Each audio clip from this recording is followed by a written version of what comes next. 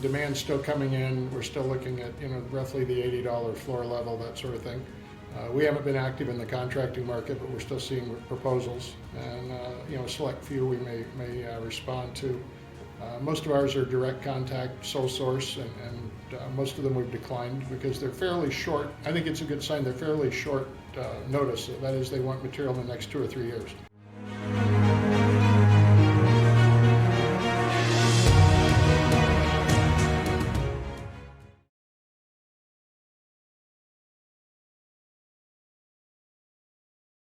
Hello everyone and welcome to another edition of Triangle Investor Interviews. I'm your host Lucian Valkovic, and before I announce my guest, just a reminder of a disclaimer. This interview and all my interviews are not a recommendation to buy or sell any shares, products or services. Always do your due diligence and consult with your financial advisor.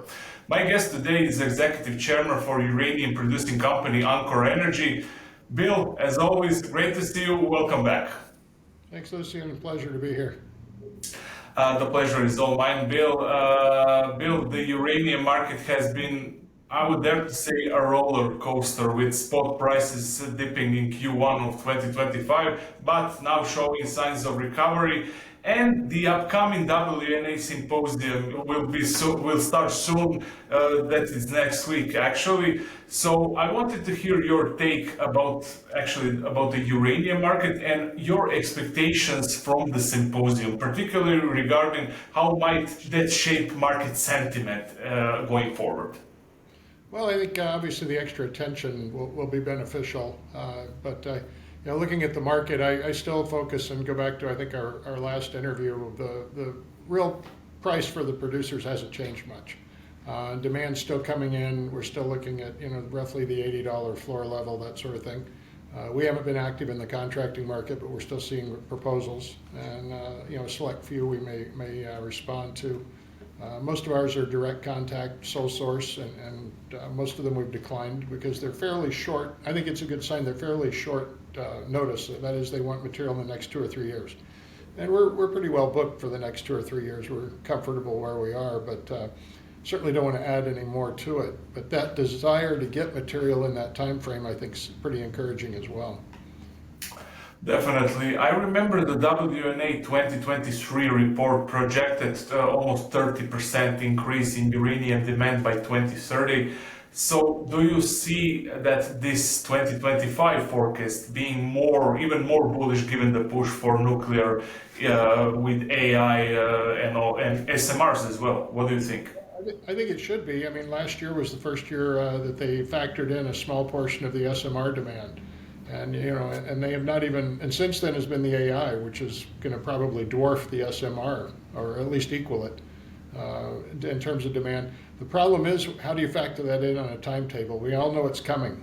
Will it be a meaningful draw on supplies in the next 5 years, or the next 7, or the next 3? And so I think if they're looking out 5 years, by 2030 or beyond, they should be factoring in some AI as well. Now, we'll wait and see what they come up with, but clearly to not do so, I think they're missing a great deal of demand that's going to be coming on. Yeah, just quick return to your words before about the RFPs. What are you hearing and seeing when it comes to the RFPs today? What levels are we talking here? Well, I don't want to disclose too much because, like I say, we've only seen, I will tell you this, we've only seen 1 or 2 RFPs over the course of the last year. Most of our contacts are direct, where they want to negotiate solely with us on a contract, which we prefer, they prefer. The only negative with that is it may or may not ever get reported to pricing authorities, so it may or may not ever be reflected in the marketplace.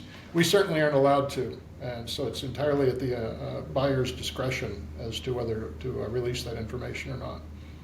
Yeah. You had a recent, I believe, yesterday, you filed a corporate update for recently, and you highlighted that you are American clean energy company with a focus on operational growth. Can you walk me through the key takeaways from this update, and especially how will the funds raised will be allocated to drive enCore's vision going forward? Well, I think it's important. First thing that was done is we paid off the $10 million loan that we had with Boss Energy. We replaced it with 5.5% interest on a non-secured note, convertible at a much higher price than our shares. So, it's a very good financing for shareholders. I don't think you'll ever see it being dilutive, accretive perhaps at the $4.50 some odd rough number on the effective conversion price. So, it's up to us to execute, to realize that, of course. But I think what it really provides us is the working capital to move our projects forward. Today the U.S. government announced the Dewey Burdock project has been put on FAST-41. We had a fairly significant, we weren't sure it would make it, of course, but we were planning as if it would. And, we've got, I think, 10 or 11, maybe $12 million earmarked for, engineering and design and condemnation drilling, that sort of thing, to move it forward in a much quicker time frame. So that's a very positive development for us, and certainly appreciative of being included in the FAST-41. I think beyond that, obviously, our acquisition of Alta Mesa East, or what we've referred to in the news release, Tacubaya, which is the property immediately to the east of our productive and past productive well fields at Alta Mesa. Big news for the company. There's over 200 landowners there, so it's taken us several years to actually get everyone together and acquire that package. But clearly, if you look at our old news releases, most of the well fields end on a vertical north-south line. And that was simply a property boundary. It's not a geologic boundary. And Chevron's drilling back in the 1980 time frame, is clear evidence that in fact the trends continue on to the recently acquired acreage. So we think that's really big news in terms of moving Alta Mesa forward. And we're also, by going back in and looking at the granularity of our data, we've got, as you may imagine, thousands of drill holes at Alta Mesa proper. And when first time we've ever had the time to go and actually take it layer by layer and look at the actual ore grade hits. And you got to remember, all these roll fronts are sort of like strands of spaghetti. And while you may have multiple layers that are mineralized, they aren't directly overlying one another. They crisscross as you go down, as if you were to lay different pieces of spaghetti out on the floor. And that's critical, because when you're drilling and getting ready to put in production, you get on one sand, perhaps a middle of the package sand, and you're following that roll front. You delineate it, and then you put it into production. Well, you also have some hits randomly, perhaps in the upper sands and the lower sands.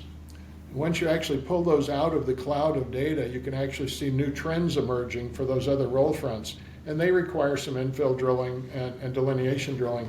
And that's what you see on our one of the last news releases, where we talked about Tacubaya, or as we refer to it, Alta Mesa East, much easier to spell and remember. But we've found enough with one particular sand just outside of and partially encompassing the former third well field, to where we now are under a permit application for 3 extension, well field 3 extension. And that's a direct result of this more granular approach to the existing data and reinterpreting it. Following close on the heels of that, we've got 2 other areas that will require some significant infill drilling. And but we already see enough of a resource base to where we think they'll be included as well fields as well. Won't be certain on that until we add some. So as a result, we've got about $10 million budgeted to the Alta Mesa drilling and the Tacubaya, that being our 70% interest. Of course, Boss Funds would be funding an additional 30%. So that's an exciting development. We've got a pretty good chunk set aside for M&A. I'm pretty adamant on M&A. You've got 3 or 4 or 5, if you look around the world, maybe 6 people that are roughly in the same area. They all have, a fairly good G&A, fairly big G&A, because we're all growing and we're all trying to achieve, production or increased production for the select few of us that are in production. And yet everyone's got limited capacity or limited, ore feed, one or the other. And I've never seen industry calling out for consolidation like you see in this. Instead of having 3 or 4 companies producing 1 million or 2 million pounds a year, they should combine, perhaps double the total G&A if you combine 3 or 4 companies, probably not even doubling it, more like 70% increase in G&A. But for that, you'll see the company end up with a 300 or 400% increase in production, as well as a stronger production pipeline, et cetera. So I think that's really calling out for it in our industry, and I think you'll start seeing a lot of that. You've seen some of it already in some of the junior explorers up in Canada as well as in the U.S. Most recently with Nuclear Fuels, the company that we'd created a few years back for exploration. So I think that's going to be an exciting development. Obviously, with $30 or $40 million for your M&A budget, I think it's 30 that we've got in there. Don't have it right in front of me, but you're going to do a lot of M, but you can do a lot of A. And yeah. and also, if you've got a company that you're particularly interested in and you aren't quite sure, you can always take a toehold interest. So, I think the key takeaway here is any of these, whether they're acquisitions or investments, or they lead to some sort of merger or not, all boats that are in the real production game are going to rise given the market. So. Sure. We want to be actively involved in that sector of what we're doing. Understood. Bill, Alta Mesa and Rosita are already producing, but how are you scaling up satellite projects to feed these plants? Are there specific bottlenecks that you are addressing? Well, the one thing that we can't focus on is timelines. There are two factors in the business. Everyone wants to know exactly when something's going to happen. Well, even in Texas, where we've got the most progressive permitting in the U.S., we're still we had 4 permits in, and 36 months has been the longest one, and that's we've also had 30 months and 17 months and 20 months, which are remarkably quick for radioactive permitting of any kind. And but still, we don't know. We know within 6 or 9 months of when to expect it, but we don't know exactly which month. Case in point that becomes critical now is our Upper Spring Creek. We have received our radioactive materials license. There's another license that we need concerning the underground injection permit. We don't know if we're going to get it tomorrow. We don't know if we're going to get it in December, but we do expect to get it this year, and makes a big difference. If we get it tomorrow, we'll actually have some production show up in December. If we get it in December, obviously we'll have about 10 or 11 months of production in 26. So that makes a big difference. And it's something that, as good as our crystal ball is, it's still a little cloudy when it comes to the exact date we're going to get a permit. I don't view that as a hurdle. It's just part of the business. Another similar frustration for investors, and this one is predictable, is our cash flow. I mean, we spend money every day. We get paid about 5 or 6 times a year when we deliver material.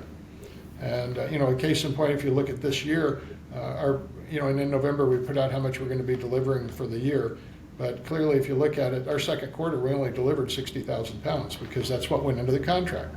First quarter was significantly more. This quarter will be significantly more than either of those. So it's just a real uneven cash flow, and it's something that we manage on the business side. But it's something that investors will have to, until the company gets big enough to where you have a steady supply of 20 or 30 contracts, it's something investors are going to have to get used to, is that bumpy road on their cash flow. Yeah, makes sense. Bill, Gas Hills is a part of your long-term pipeline. What's the strategic importance of this project, and are you exploring partnership or new tech to accelerate its development? Well, I think pretty clearly it's a big district. It's been a very fertile district over the years. The drilling's not the easiest for anyone out there. It's more challenging drilling, but that being said, it's just a matter of cost. It's, 20-30% more expensive, maybe a little bit more than that for drilling, but really good ore out there. And, like I said, I don't know how many, tens of thousands of tons or hundreds of thousands of tons and, volume of uranium that have been produced there, but it's all been conventional to date. But the in situ potential is really good. I mean, Cameco has a project in that area that's got 20 or 30 million pounds in it, fairly deep, and hadn't been developed yet. But it just shows the potential of the district. We would like to expand our position, whether it's adjacent or as a satellite in the area. We'd like to get somewhere in the neighborhood of 15 million pounds before we really consider building a plant. That being said, there are a number of opportunities to do that, so we're moving forward with our permitting on Gas Hills, and it really won't affect the actual location and permit in terms of the initial start. It will in terms of longevity, obviously, if you bring in satellite operations. But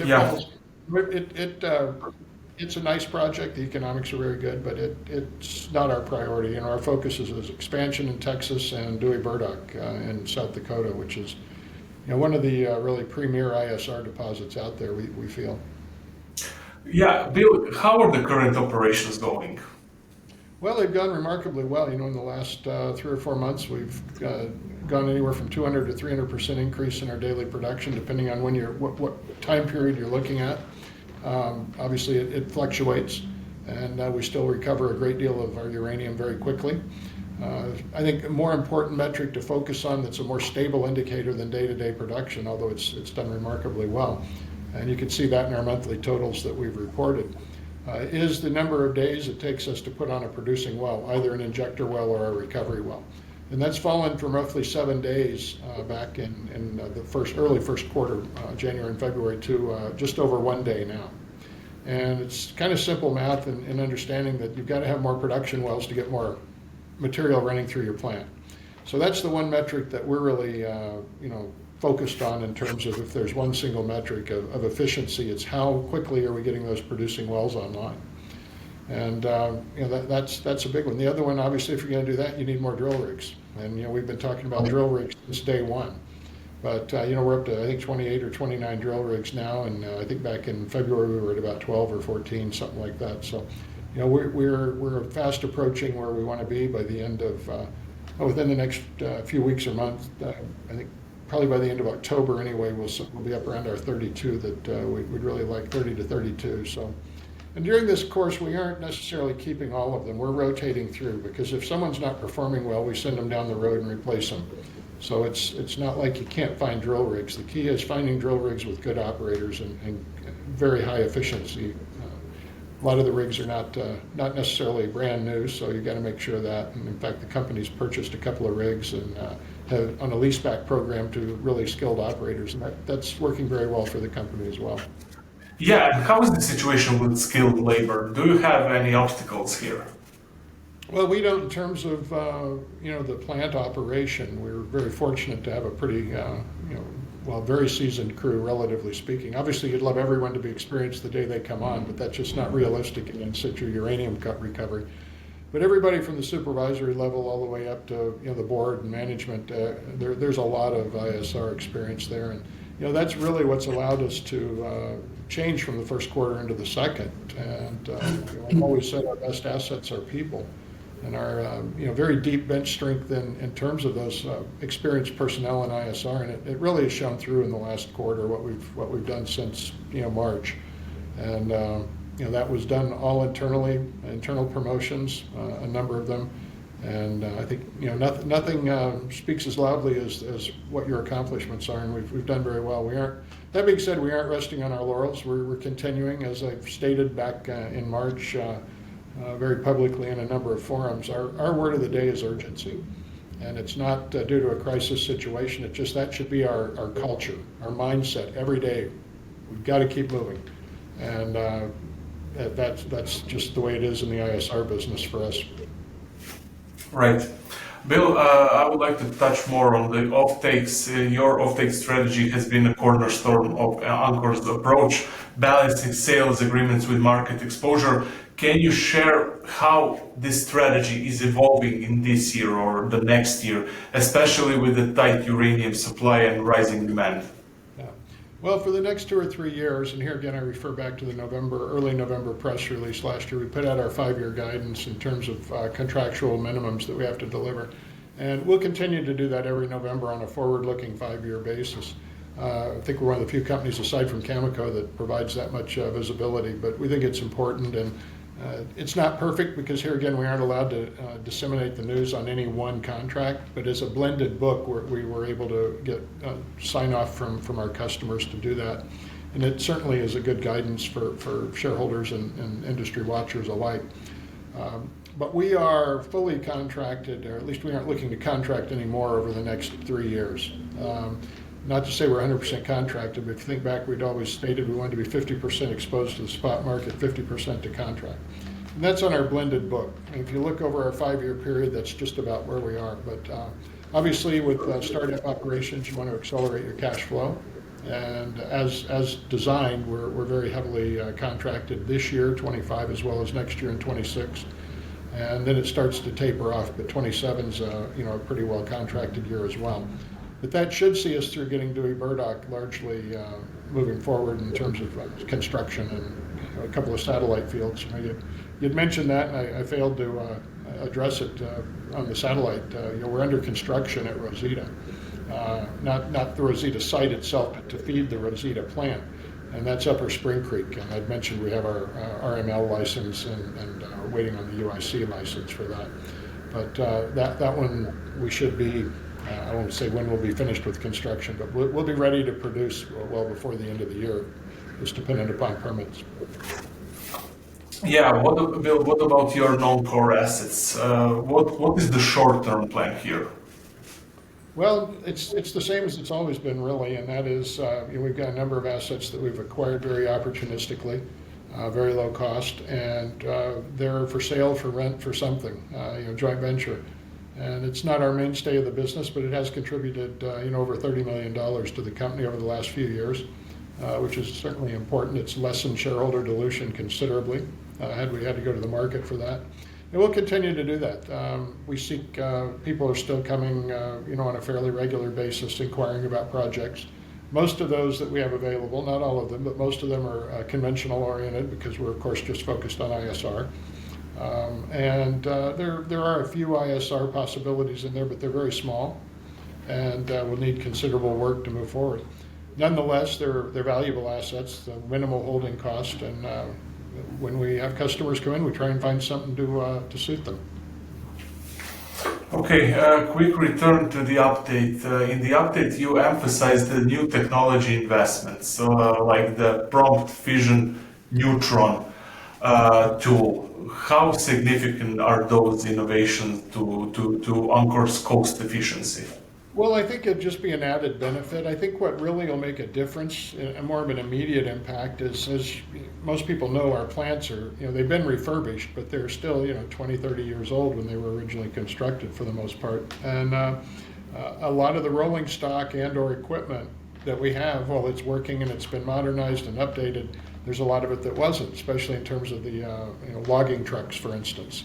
A lot of the rolling stock. So when we get down to that just over 1 day in terms of putting in a production well, efficiency, you reach a point where you can't become more efficient. So the next big chunk for us to become more efficient outside of a few more drill rigs is in terms of our operating downtime, and equipment repair and that sort of thing. And we have not been in a position prior to this financing to go out and replace the aging equipment that needs to be replaced.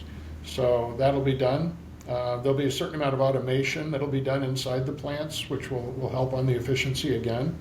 So those are going to be more demonstrable results coming in a sooner time frame than the PFN. We do spend some money on PFN trying to advance it to the next phase. I mean, it's really direct uranium assaying or real-time uranium analysis, but it's almost the 1.0 version. Got to remember, almost everything in ISR uranium is still at 1.0 because after the technology was developed, essentially the uranium market fell apart, and except for very short periods of revival, it stayed in stasis for decades. So I think you'll see a lot of innovations over the course of the next 5 to 10 years, which will help keep up with the demand. It's certainly not going to fill it without a lot of new projects, but it's been a long time since there've been a whole lot of effort directed at efficiency and developing better approaches and different approaches. So I think you'll see some of those coming in, and not just from us, but throughout the industry. Got it. I got a very interesting question from one of my followers a few moments ago, and he asked to ask you if you were to build Alta Mesa or Rosita facilities today, what would be the cost? Well, I know it's a hypothetical question. It's a big difference, and I don't have it off the cuff, but I think you're probably looking at 50 or 60 million for. I'd go with 60 million, and you'd have to do some of the work yourself. If you hired an ECM, engineering construction management, and bought all new equipment from the ground up, I think you're probably looking closer to 100, and maybe even more than that. And then of course Rosita is much smaller, so you're going to look at that proportionately less. But it's a significant number, and the number of dollars to build one pales by comparison to, or it doesn't really pale, but a factor that's not included is how much money and how much time have you spent permitting it. Yeah. And that's a number that two numbers that people don't factor in. They look at your CapEx budget, and it's a rock solid number that fluctuates, So maybe it's not so rock solid, but the factors that, if it takes you 5 or 10 years to permit it, and you're burning $5 million a year just keeping the company alive while you're doing that, you've got to add that theoretically into your capital costs, because that's how much capital you need to actually see any results from it. So that time frame that we saved on all of our plants is I guess in some ways immeasurable, but it certainly gave us a key advantage. Yeah, that's a good answer. Bill, what's your take on the current enCore share price? What do you think is the current value? We got beat up pretty severely back in March, and we were very happy with the recovery, and we didn't expect for it to come overnight. We had to prove ourselves. We came out with a plan, but everyone has a plan. I think Mike Tyson always said everybody's got a plan until they get punched in the nose, right? And so it was a plan that had a lot of careful work go into it, but it still doesn't mean much till you execute on it, and we've done that. So we expected the market to recover about like it has, and it gave us the opportunity to take on this convertible note. And with the convertible note, you're always going to get a day of hedging, which means short selling. That came off, sometimes up to 20% decline on the day you announce it, and we were quite happy to have, I think, about an 11 or 12%. But that's a one-day phenomenon as people adjust their books and offset positions. So that was expected, and then it takes a while to recover. If you look at Denison, they did the same thing and had the same sort of sell-off, and now are moving up higher. Obviously a bigger company, but same type of financing, and very similar results. And the stock graphs, you can almost lay them on top of each other, but they're about a week to 10 days ahead of us. So in terms of the time frame between the offerings. Yeah, yeah.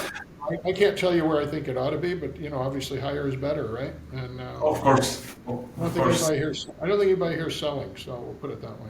Yeah. Good answer. Bill, final question. News flow from the company. How will that look like in the next 2 or 3 or 4 months? Well, it's going to be quite active. As I say, the government has this FAST-41 program, and they claim it's a perfectly transparent process, and indeed it certainly appears to be, as we learned that we were accepted into it at the same time the public learned through a government news release. And obviously we'll be putting out some more detailed information on that early next week, just for make sure everyone sees it, but it is public information at this point, and it's a huge step for us.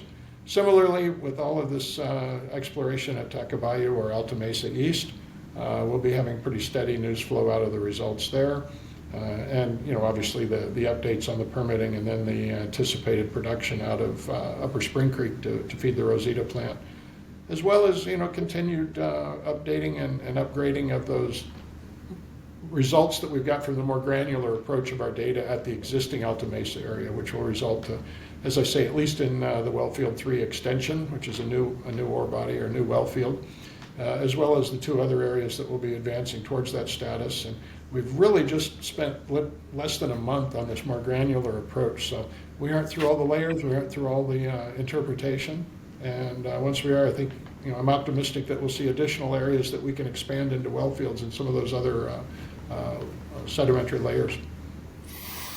That was Bill Sherry from enCore Energy. Bill, thank you very much for joining me today.